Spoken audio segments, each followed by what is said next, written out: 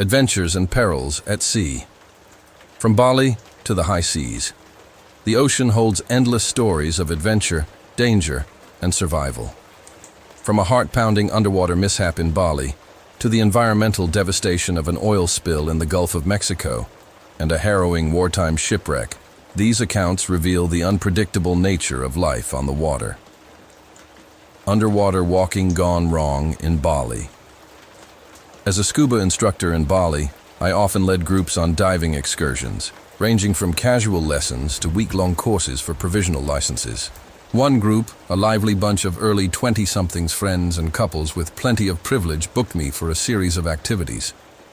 Our first outing was underwater walking, a new experience even for me, though I was eager to try it. We set out in a small boat to a larger vessel, affectionately dubbed the Mothership. To add some flair, we'd painted a massive gray alien head on its hull, which the group adored. Unlike traditional scuba diving, underwater walking involved oxygen tanks floating on the surface connected to us via tubes. Instead of masks, we wore large, retro-futuristic helmets that reminded me of old sci-fi shows. I went first, gripping the ladder with most of my body submerged.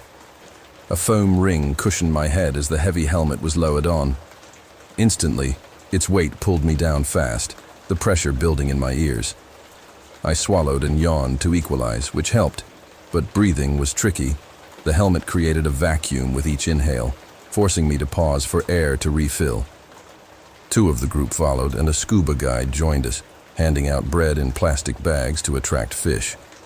Schools of timid fish swarmed us, a delightful sight as we followed metal handrails on the ocean floor.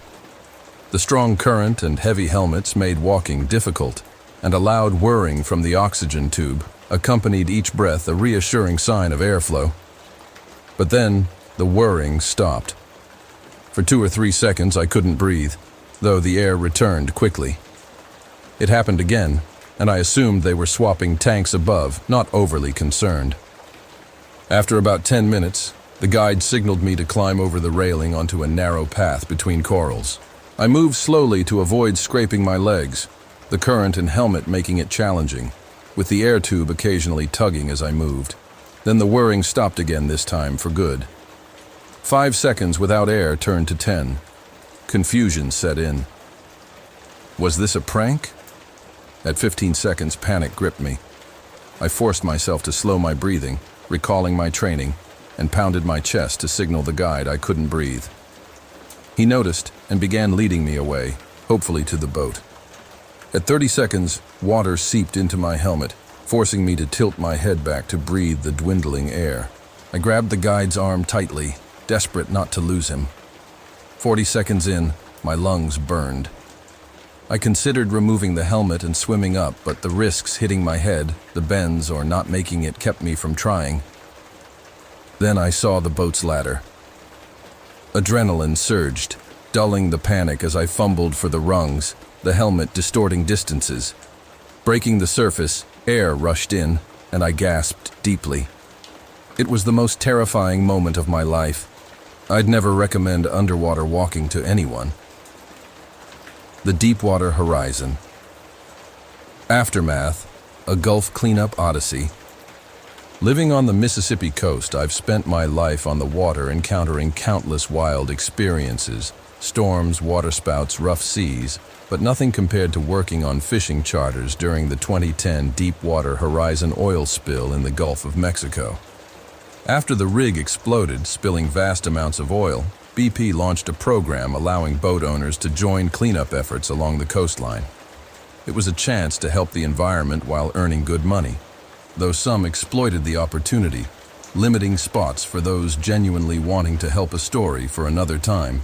I couldn't stand by as the waters I grew up on were destroyed. I got hazmat certified and, through contacts, started on a 127-foot charter boat, typically used for multi-day fishing trips to the Chandeleur Islands off Louisiana. Those islands are a must-visit for any angler. The fishing is phenomenal. After 2 weeks, I transferred to an offshore division of about a dozen boats, mostly personal and commercial fishing charters, ranging in value from $100,000 to over $1 million. We left at dawn to search for oil slicks or impacted marine life, logging and photographing anything unusual. For a month, we found only slicks, but one day, about 100 miles out, we encountered a nightmare. Thick, crude oil, which we called mud for its putty-like consistency, blanketed the water 6 inches deep on average, up to a foot in spots. It was like driving a boat through a swamp, the oil destroying hulls and damaging everything it touched. We were the first to report crude this close to shore. That day, we also found a life jacket from a Deepwater Horizon worker, a haunting reminder of the human toll. Back on shore, the operation shifted to cleanup. Pallets of skimmers and absorbent materials arrived at the docks. Our task was to corral the crude with skimmers, encircle it with booms, and contain it for decontamination teams to collect. Originally, we were only to spot and report, not handle the oil, but the scale of the spill changed that. Everyone on the boats, wearing protective suits, ended up handling the toxic sludge in 100-degree heat for 12 hours a day. Each boat required one hazmat-certified person, me, initially, but soon, all 4 crew members per boat were involved. Twice, shrimp boats abandoned us, leaving us stranded with the crude, unable to leave it unattended. It was grueling. BP was unprepared for an operation of this scale, their claims of readiness overshadowed by the chaos. My boss's greed over charging BP for trivial expenses eventually got our boats shut down, sidelining those of us trying to make a difference. Over 3 months, we witnessed devastation, schools of dead fish, sea turtles, and other marine life. Yet, on one of our last trips, 20 miles past the Barrier Islands, we saw Hope, a massive school of redfish, and Jack Crevalle, thousands strong, stretching over 100 yards wide, their colors vibrant in the water. Being surrounded by them was indescribable, a moment that affirmed our efforts weren't in vain. Despite reports, oil still lingers in the Gulf, buried on the seafloor by dispersants BP claimed would break it down.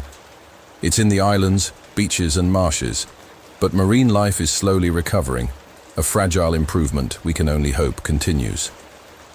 A wartime voyage. Cut short. The sinking of the SS Britannia. In 2001, the world marked the 60th anniversary of the 1941 sinkings of HMS Hood and the Bismarck, but that year saw many other ships lost to war, including the SS Britannia, on which I was a passenger. At the start of 1941, I was in Cornwall, working on a team providing power for a new cable and wireless station in Porthcurno's tunnels. An opportunity arose, a well-paying job aiding the construction of Tehran University in Iran. My journey would take me from Britain to Bombay, India, then Basra, Iraq, and overland to Tehran. I never made it that far. My wife saw me off from London's Euston Station. With the war raging, I didn't mention I was heading to Liverpool, not wanting to worry her, but she later said she saw it on the train side as it departed. The SS Britannia, a troop ship, carried Navy, Army, and RAF personnel, but I traveled as a first-class passenger. We left Liverpool on March 11, 1941, bound for India via Sierra Leone and South Africa, escorted by 3 destroyers and an armed merchant cruiser, a large passenger liner acting as our rear guard. The destroyers flanked us, one ahead and one on each side, while the cruiser trailed. I noted my journey in a small diary I still keep.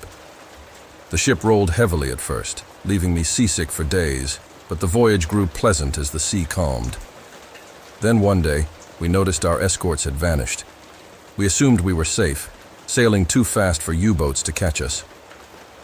On the morning of March 25th, a Tuesday, I was resting in my cabin after a bath, struggling with the heat my first time outside England. A series of loud booms shattered the calm.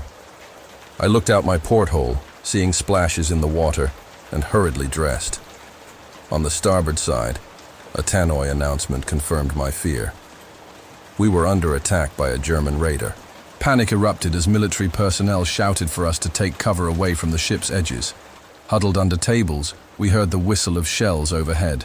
The Britannia had a small rear gun, and its firing gave us hope until a direct hit silenced it. We later learned the gun crew was killed instantly. An officer, Rowlandson, ran back and forth, carrying the wounded to the first aid post, his uniform increasingly bloodstained. I admired his bravery. Another devastating hit rocked the ship, and the tannoy ordered us to abandon ship. On deck, many lifeboats were damaged, but we found one intact on the starboard aft. I inflated my life jacket through my overcoat and climbed down. Chaos reigned, despite protocols prioritizing women and first-class passengers. It was every person for themselves. Too many tried to board, and some crew jumped overboard. We lowered the lifeboat early to avoid being dragged down with the sinking ship. Crew members climbed down ropes, some burning their hands as they slid, leaving blisters. 2 men were still on the ropes as we pushed off, their terrified eyes haunting me. We shouted for them to jump and swim to us, waiting just long enough. One was a Sri Lankan doctor, Das Gupta, whose presence would prove vital. Tales of survival, from shipwrecks to shark-infested waters. The sea is a realm of both wonder and terror, where human endurance is tested against nature's raw power. These stories recount the harrowing experiences of survivors from a wartime shipwreck to a lone sailor's drift across the Atlantic and the deadliest shark attack in history, the SS Britannia's final hours. As we rowed away from the burning SS Britannia, the German raider closed in, its swastika flag a stark symbol of our peril. My heart seethed as the enemy fired shells below the waterline, sending the ship to the ocean floor. 2 days later, we spotted a waterlogged boat with 4 men aboard. It capsized repeatedly, but they managed to right it each time. Our commander agreed to take them aboard, a small mercy in our ordeal. The days at sea took a toll. One man, overwhelmed by the trauma, donned his overcoat and leapt overboard, his mind shattered. The commander turned back to save him, but the heavy clothes pulled him under before we could reach him. Sharks trailed us constantly, drawn by the blood of the wounded, their fins slicing through the water. Their lifeless eyes stared up at us, a chilling reminder of the death lurking just feet away.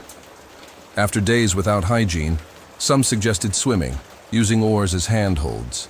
It was reckless, but I joined briefly, only to be startled by a pod of whales with massive fins. The sharks were terrifying, but the whales' sheer size was awe-inspiring. They could have obliterated our lifeboat with a single tail flick. Later, I learned Officer Rowlandson's son was rescued by a Spanish ship, the Cabo de Hornos. A passenger, a French baroness, urged the captain to keep searching. On March 29, 1941, we spotted the Cabo de Hornos lit up at night. We fired a flare, spotted by their lookout, and rowed toward them as they approached. The swell made climbing the rope ladder treacherous, and we collapsed on deck, too weak to stand. Water, rationed harshly on the lifeboat, was our first request, followed by sandwiches, though they limited us to 1 each. Recovery took a week, the worst experience of the war for me. I thanked the heavens daily for my survival, knowing many others perished. A sailor's 76-day odyssey in the Atlantic. In 1981, American mariner Samuel Carter, a seasoned sailor and naval architect, joined a solo sailing race from Cornwall, England, to the Caribbean island of Antigua. Early in the race, severe storms damaged many boats, including Carter's self-built Ocean Wanderer, forcing him to withdraw. Determined to finish the journey for personal fulfillment, he repaired his vessel and continued along the coasts of Spain and Portugal, heading toward the Canary Islands. Days later, gale-force winds battered his small boat, waves crashing over the deck. In the dead of night, amidst the storm's fury, something massive collided with Ocean Wanderer, tearing a gaping hole in its hull. Despite Carter's efforts, the boat succumbed to the waves, and he abandoned ship. At dawn, Carter found himself adrift in a small lifeboat on the Atlantic, resolved to survive.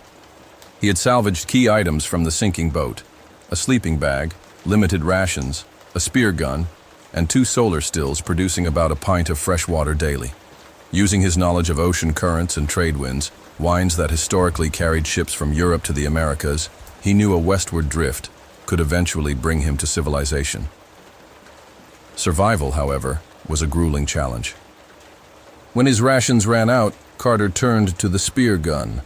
Floating debris often forms mini ecosystems, attracting barnacles and small sea life, which in turn draw fish like mahi-mahi and triggerfish.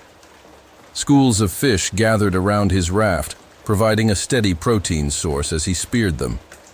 But where smaller fish thrive, predators follow. One morning, Carter awoke to a chilling sound lapping water and the sight of 3 large dorsal fins circling his raft. Sharks, drawn by his presence, scraped their rough skin against the raft's thin nylon sides, a terrifying reminder of the danger. Carter took the offensive, jabbing at the sharks with his spear gun, but its rubber band and tip broke. Undeterred, he lashed a knife to the shaft and continued defending his raft.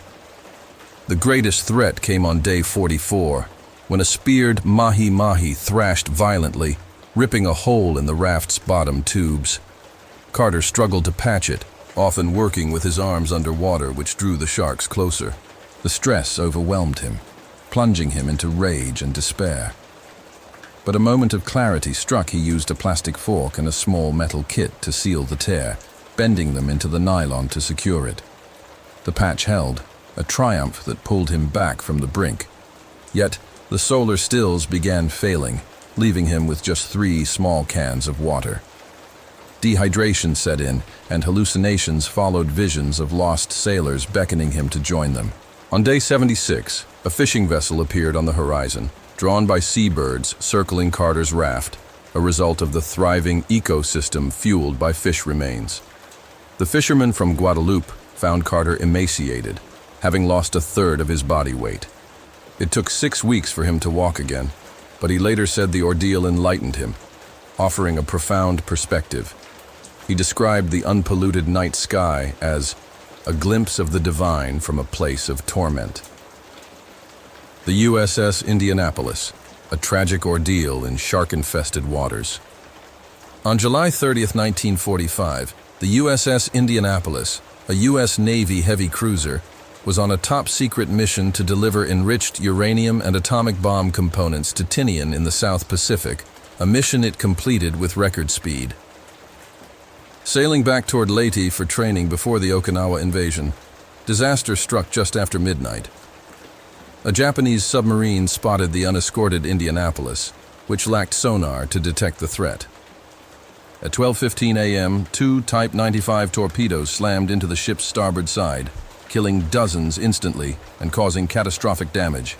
Within 12 minutes, the ship sank, taking over 300 crew members with it. The roughly 900 survivors, clinging to life jackets and rafts, drifted in near darkness, hoping for rescue. They expected help within hours, but none came. Despite sending distress signals, the Navy lost track of the ship. Emergency messages were ignored. Declassified records later revealed one commander in the Philippines, intoxicated, ordered his staff not to disturb him, while another dismissed the SOS as a Japanese trap. At dawn, the survivors faced a new horror: sharks. The sinking's carnage attracted hundreds of oceanic whitetips and tiger sharks, some reportedly 15 feet long. Dorsal fins emerged, circling the men, targeting the weakest. Initially, the sharks fed on the dead, those who succumbed to exposure, thirst, or salt poisoning. But as the bodies dwindled, the sharks turned to the living, claiming 3 to 4 men daily. Survivors reported 20 to 30 sharks forming a barrier around them, bumping them to test for signs of life. The unpredictability drove men to madness. Some thrashed and screamed to deter the sharks, but this mimicked wounded prey, attracting more. The elements were equally brutal. Daytime brought blistering heat under the Pacific sun, while nights dropped to hypothermic cold, causing teeth to chatter. Kicking to stay warm only drew more sharks. Hallucinations plagued the men. One sailor claimed the Indianapolis lay just below, offering fresh water in its mess hall. He dove repeatedly, drinking salt water, and died of saline poisoning. On the 4th day, a Navy seaplane spotted the survivors. A crew member waved from the hatch, sparking tears of relief. Of nearly 1,200 crew, only 317 survived. The ordeal haunted many, including Captain Charles McVeigh, who was court-martialed for hazarding the ship by not zigzagging to evade torpedoes. Though controversial, the Japanese sub-commander testified zigzagging wouldn't have mattered. McVeigh was convicted, later cleared, and retired as a rear admiral in 1949. Yet some grieving families blamed him, sending hateful Christmas cards for years, a bitter reminder of the tragedy. Shadows on the waves. Tales of tragedy and the unknown. The ocean has always been a realm of mystery, where tragedy and the unexplained collide. From the lingering guilt of a naval commander to ghost ships in Southeast Asia and unexpected encounters with marine life, these stories reveal the sea's haunting depths. The lasting echoes of the USS Indianapolis. Captain Charles McVeigh of the USS Indianapolis carried the weight of the 1945 disaster to his grave. Despite being cleared of blame for the ship's sinking torpedoed by a Japanese submarine, leading to the deaths of hundreds in shark-infested waters, he was haunted by guilt. Families of the fallen sent him accusatory letters well into the 1960s. One reading, "Our holiday would be brighter if you hadn't cost my son his life." The burden never lifted. In 1968, at age 70, McVeigh took a toy sailor, a reminder of his naval career, walked onto his lawn, and ended his life with his Navy-issued revolver. Decades after World War II, the conflict claimed yet another casualty, underscoring the enduring scars of war. The enigma of the SS Orang Medan. Since humans first sailed the seas, they've returned with tales of storms, sea monsters, and ghost ships. Stories that ignite the imagination much like space does today. The ocean embodies the unknown, and perhaps no maritime mystery captures this better than the SS Orang Medan. In late 1947 or early 1948, ships traversing the Straits of Malacca, a vital 550-mile shipping lane between the Malay Peninsula and Sumatra, picked up chilling radio signals.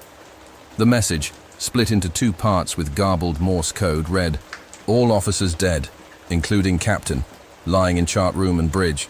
Possible whole crew dead. I die."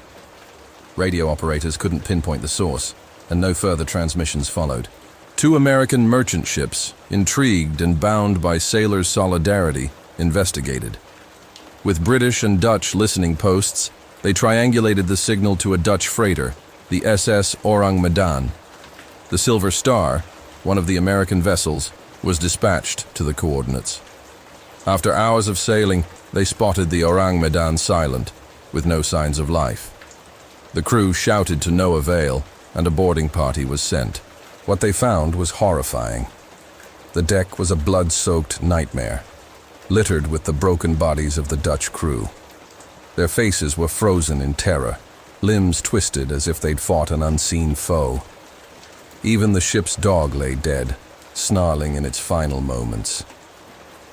The captain was found face down in his quarters, surrounded by blood, his expression one of sheer horror. The bridge officers and engineers, torn apart in the wheelhouse and chart room, were identifiable only by their shredded uniforms. The radio operator, who sent the distress call, still clutched the handset, his face mirroring the same dread. Oddities abounded. Despite summer heat exceeding 100 degrees Celsius, a chilling cold permeated the ship. The bodies decayed unnaturally fast, even for the tropics, and most showed no visible wounds. The ship bore no signs of piracy common in the Straits, where Malay pirates often took hostages and cargo, but nothing was missing here. The Silver Star crew decided to tow the Orang Medan to port, but smoke soon billowed from below its deck. Despite no prior signs of fire, the boarding party cut the ropes just in time. Minutes later, the Orang Medan exploded with such force it lifted from the water before sinking. The U.S. Coast Guard documented the incident in 1952, noting the crew's terrified expressions, mouths agape, eyes fixed on the sun. Yet many historians doubt the Orang Medan existed. Officially, no records like the UK's Lloyd's shipping registers list the ship. At the time, the Silver Star was reportedly operating as the Santa Juana, renamed by its owners, the Grace Line, after the 1940s. Some claim the Orang Medan, meaning man from Medan, a city in Sumatra, was registered in the Dutch East Indies, but no proof exists. A grim theory suggests a cover-up, The ship may have been secretly transporting biological weapons developed by Japan Unit 731, a W3-era facility notorious for horrific experiments. Led by bacteriologist Shiro Ishii, Unit 731 created deadly chemical agents. Post-war, these weapons might have been shipped to the US for study, using civilian vessels to evade Soviet interception. A leak could have unleashed the arsenal, killing the crew in a nightmarish manner. The truth remains buried, leaving the Orang Medan a haunting maritime enigma. A brush with the unknown on an Australian beach. On a Saturday morning in Brighton, a wealthy suburb near Melbourne, Australia, 16-year-old Liam Carter walked to Dendy Street Beach to soothe his sore feet after a soccer game. Known for its 82 colorful beach boxes, the beach offered a serene escape. Liam waded in the shallow water for half an hour, music playing, the cool waves easing his pain. But as he stepped out to grab his shoes, a strange tingling like pins and needles gripped his feet and ankles. Looking down, he saw blood dripping onto the sand. He returned to the water, hoping the salt water would clean the wounds, but the bleeding wouldn't stop. His father rushed him to a nearby hospital, where blood pooled beneath Liam as he waited. Thousands of tiny pinprick wounds covered his legs, but the staff couldn't identify the cause. They consulted marine and toxicology experts across Melbourne, but no one had answers. One theory pointed to sea lice, Lycianacidae amphipods, small marine parasites related to shrimp, typically 6 to 13 millimeter long, that feed on fish mucus, tissue, and blood. Their bites matched Liam's injuries, but experts doubted such tiny creatures could cause such extensive damage. Liam's father took action, returning to the beach with a net and raw steak as bait. When he pulled the net from the water, hundreds of tiny crustaceans clung to the meat, devouring its flesh and blood. It was indeed sea lice, attacking in swarms. Liam's father filmed the feeding frenzy and showed it to the hospital. Sea lice, usually non-aggressive in their infancy, grow more voracious as adults, especially females, feeding on blood, tissue, and mucus, explaining the severity of Liam's wounds. Marine biologist Dr. Elena Harper called the incident unprecedented, noting sea lice don't typically attack humans in such numbers. Jeff Turner, from an Australian marine research group, shared a similar experience during a night dive, emerging with a bleeding forehead, though Liam's case was far worse. Turner emphasized the lice's ecological role, likening them to garden insects that break down debris, but admitted Liam likely stood in the water too long, unaware of the bites accumulating. Similar incidents have occurred elsewhere. In Virginia Beach, USA, beachgoers reported itchy bites on their arms, legs, and inside bathing suits, sparking panic over sea lice. Local experts clarified these were blue crab larvae, megalopi, not true lice.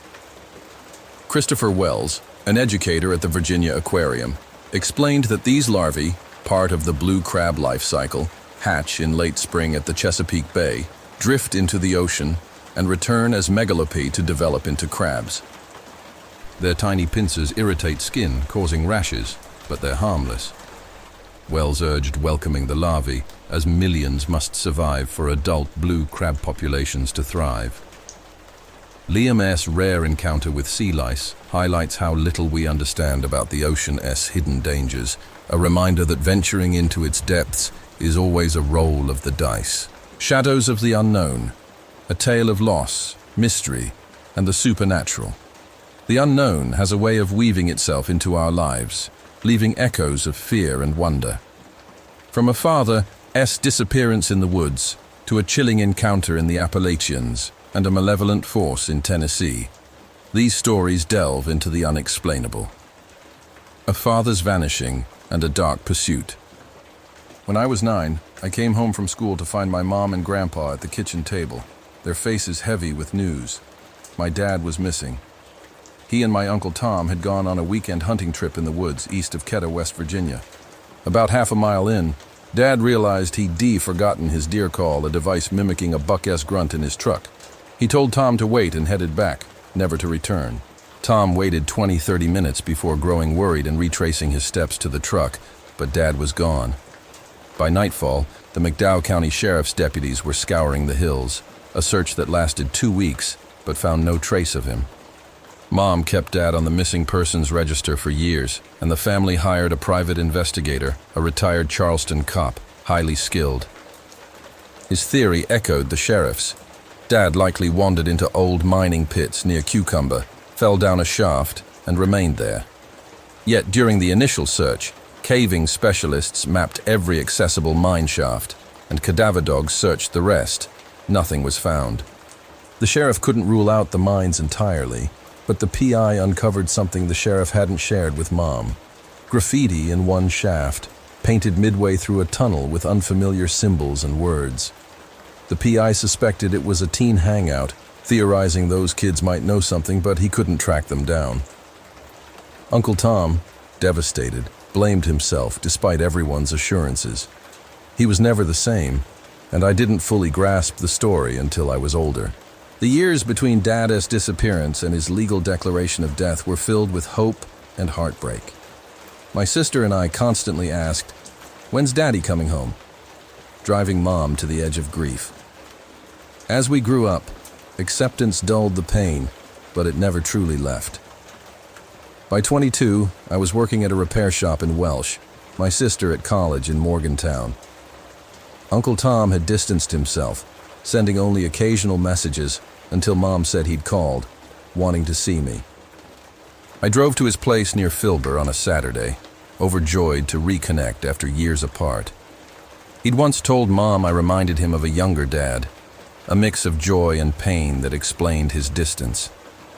At his home, I found him clear-eyed and steady, not the broken man I'd feared. We shared cold cuts, beer, and memories of Dad, until Tom proposed visiting the site of Dad's disappearance for closure. He'd been there half a dozen times, finding solace despite no clues.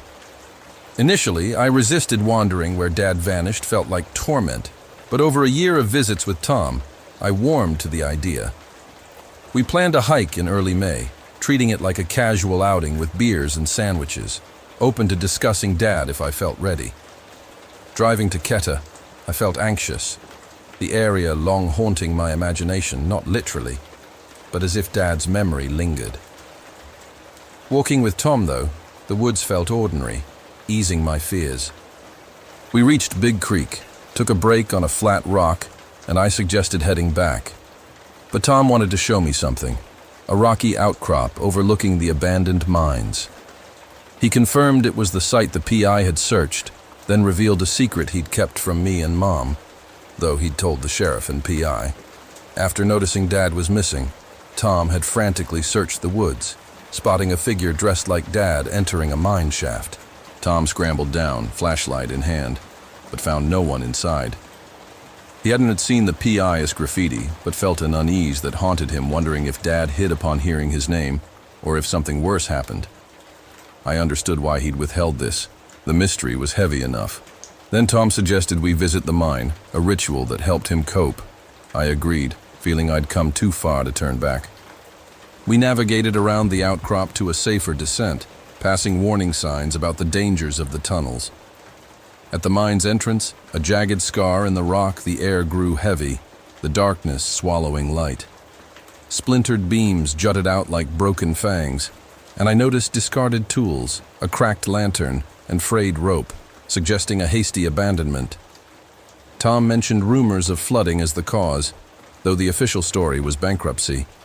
As we neared the entrance, the temperature dropped, and I hesitated. Tom assured me I didn't have to go in, but I pressed on, stepping into the shaft. The air tasted of dust, metal, and mold, and my small keyring flashlight barely pierced the dark.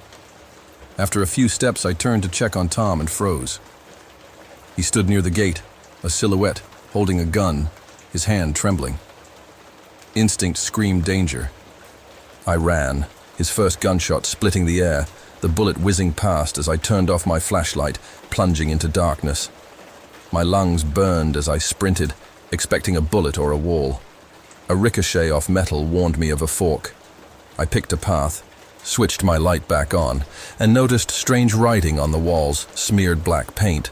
not the graffiti the PI described, in an unrecognizable language.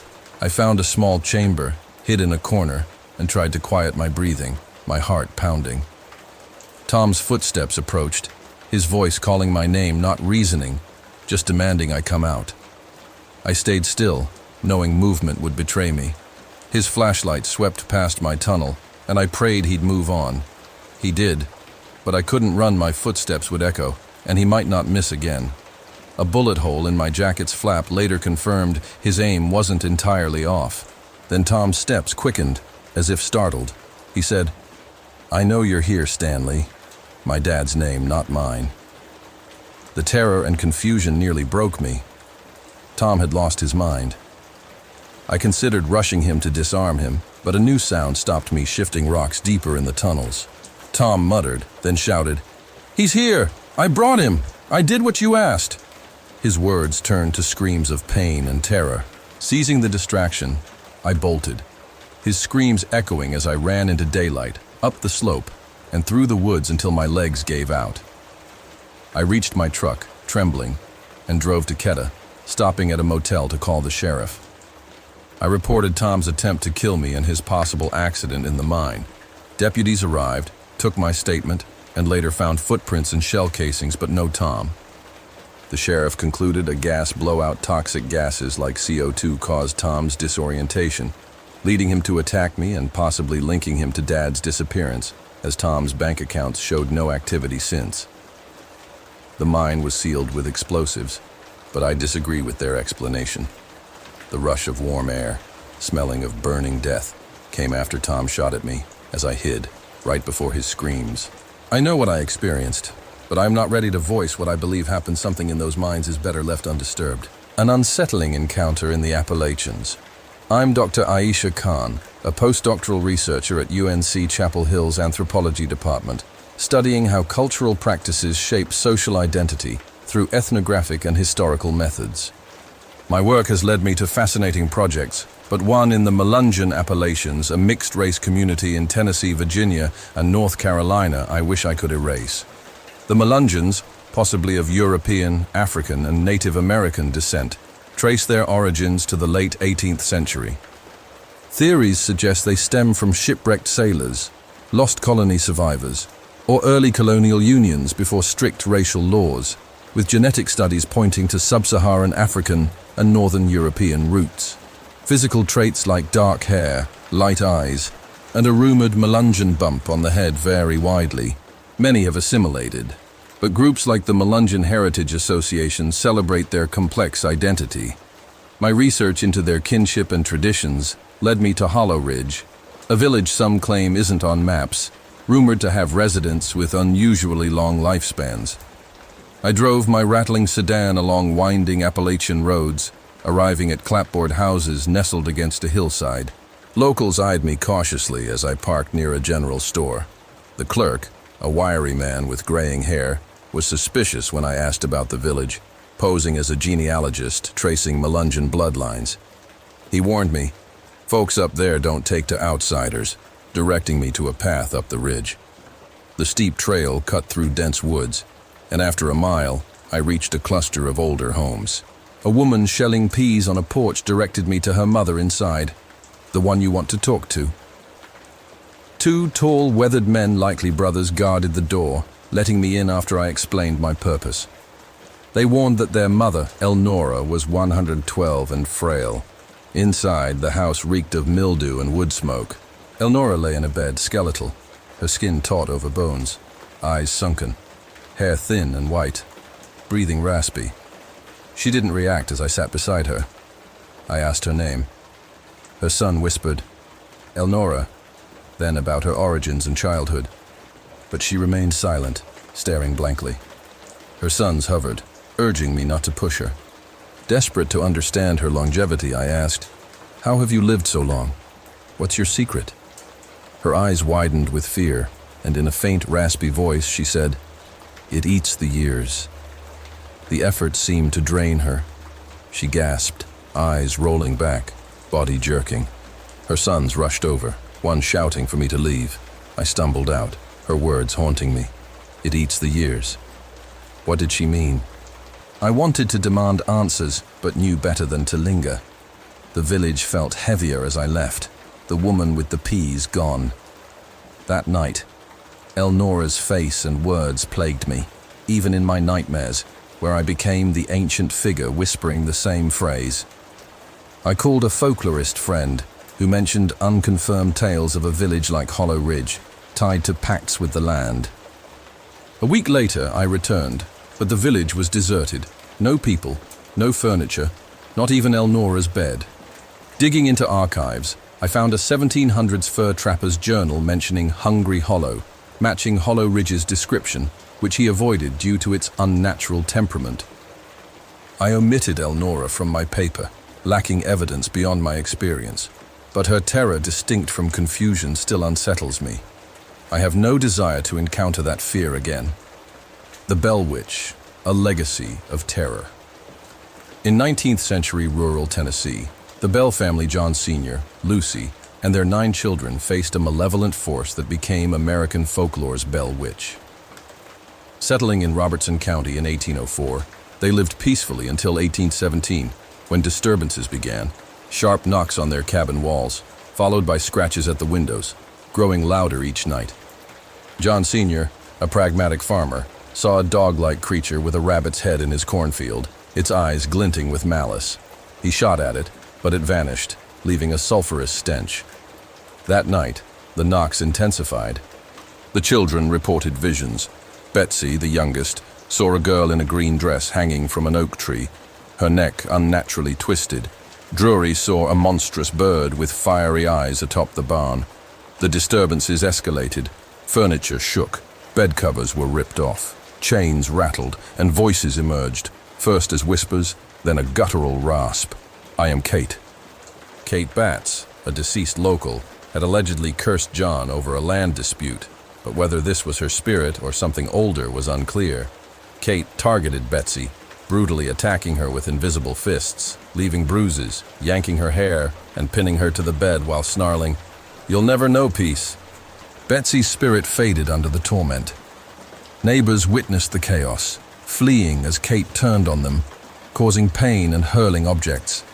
John Sr. suffered most. His health deteriorated, his tongue swelled, his face twitched, and his limbs seized as Kate vowed, "I'll take your life, John Bell." On December 20th, 1820, after 3 years of torment, John died. A vial of foul liquid poison, the family believed fed by Kate beside him.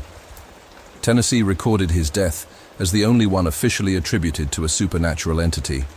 Even Andrew Jackson, visiting in 1819, fled after his wagon wheels locked and a shriek filled the air, declaring he'd rather face the British Army. Kate continued tormenting the Bells until 1821, promising to return in 7 years. She did in 1828, then vowed another return in 1935. While no major haunting occurred, locals report strange lights, screams, and an eerie energy in the Bell Witch Cave. In 1986, 2 Tennessean reporters fled the cave after hearing guttural roars, describing a vocal, high-pitched scream that drove them out. Theories range from Kate's vengeful spirit to a poltergeist or demon, with science suggesting heavy metal poisoning for John's symptoms and mass hysteria for the rest. Yet, countless witnesses, including Jackson, felt Kate's wrath. The cave remains a site for paranormal investigators, its air thick with unease, a reminder that some evils linger, waiting in the Tennessee night.